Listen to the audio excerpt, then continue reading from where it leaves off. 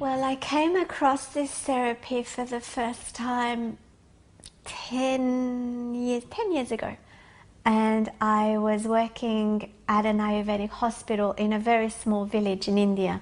And every now and again I would take a break. So I would take a break and go to Goa. And I actually found this practice through hippies in Goa, not through the doctors. And they didn't tell me a lot about it. Not a lot of people are willing to talk about this practice. So they didn't say too much. They just said to me, oh, it's something that we do and it promotes longevity and it promotes youthfulness and it promotes strong energy. It helps you build your energy stronger. And that's all I knew, really. And I thought, okay, sounds pretty good. I'll try that. And I had no idea that my life was going to just be turned upside down by this therapy. This is Natalia, who lives in Baigola with her 2 small children and her husband. She works for a yoga studio.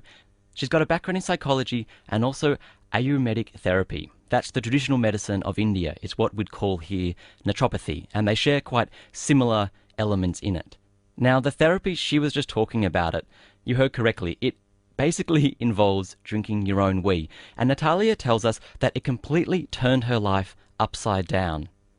She says it's not an alternative to medicine so much as a yoga cleansing technique, and it's been one that has been passed down by the yogis over centuries to purify the body's toxins. The idea of it is that you drink your own wee, and when you feed your wee back into your own system, it's like giving your body a map of itself. It's telling your body all the information it needs to know. It's a Shivandu technique, which translates from Hindi to the water of Shivu, which is a god, and this makes urine the equal to holy water. Natalia swears by it and has been drinking this sacred water of hers for 10 years now. My first time tasting urine was in Goa when I was staying with a friend in his home, and we started together. And I remember I just peed in a glass literally and went to the bathroom and took one mouthful and almost gagged. Like I literally thought I was going to vomit. It was that bad. It took me a long time to get my head around that this taste is actually okay. It's not too bad. So for a long time, it didn't put me off trying, of attempting the therapy, and I was adamant I was going to stick to it. I'm a very strong-minded person. So I thought, okay, I can't bear the taste of it, but I still want to do it. I don't want to compromise the purity of it. So for a long time, I actually used a syringe. I used a syringe without the needle, of course, and I used to squirt it at the back of my throat so I didn't have to taste it. And I stuck to it every day for a good, I don't know, maybe 18 months I did it like that, until it just became normal to me.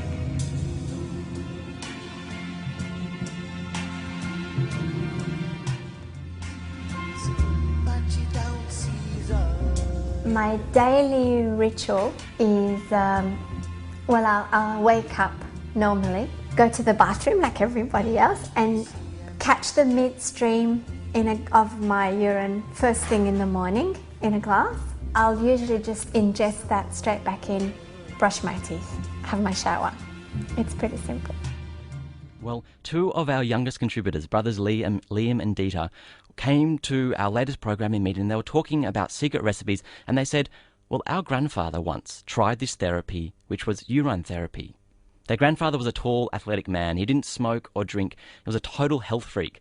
Yet, when he was 61, he was diagnosed with prostate cancer. He tried everything. He took special herbal teas from Germany that cost hundreds of dollars. He drank a special juice that came from America, which also cost a lot of money. He tried also the more traditional forms of treatment, chemotherapy, radiotherapy, and finally surgery.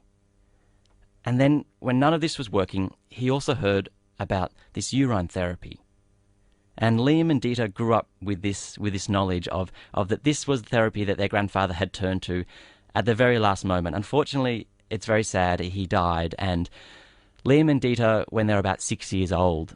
But it is the story of their grandfather's quest to find out all these possible treatments that inspired Liam and Dita to find Natalia and talk to her about this therapy. And Liam and Dita's grandfather's story is a pretty similar one, of the different people that come to Natalia seeking out not necessarily this treatment, but they're often at the end of the road and are really desperate to search for new alternative medicines. So as Liam and Dita searched for the story about their grandfather, they also found the story about Natalia and this amazing, quite incredible, bizarre technique. I get a lot of emails from people all over the world who are very lost for answers, and where they've got a situation where really the medical profession cannot help. Some people come to me, they've already known about it, so they're quite open. Some people see me for years before I feel like they're actually ready to even consider this. So by that stage, by the time I approach them with the possibility of having this therapy, they've already, they've known me enough to trust me and keep an open mind. Some people, I feel like when they come to see me, that's what they're there for, but they don't know it, and they're the ones the most shocked. And I usually ask them, okay, there's a few ways that we can treat you for this, whatever is going on in their life or in their body. How unconventional do you want to be?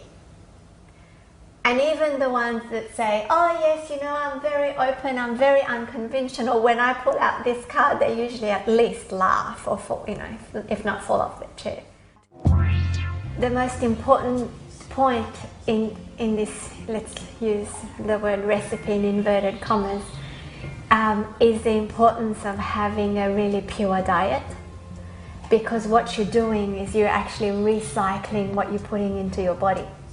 So the purity of it is of highest importance. For it to be most effective, I think we can just pretty much sum it up as vegetarian, low acidic diet, high, mostly organics, of course. To describe the taste, I cannot think of any other substance that even resembles it.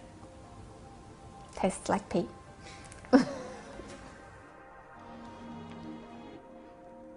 A very frank ending there from Natalia, who was telling us about the ancient yogic technique of urine therapy, drinking your own wee for health purposes. That story there was produced by Liam and Dita.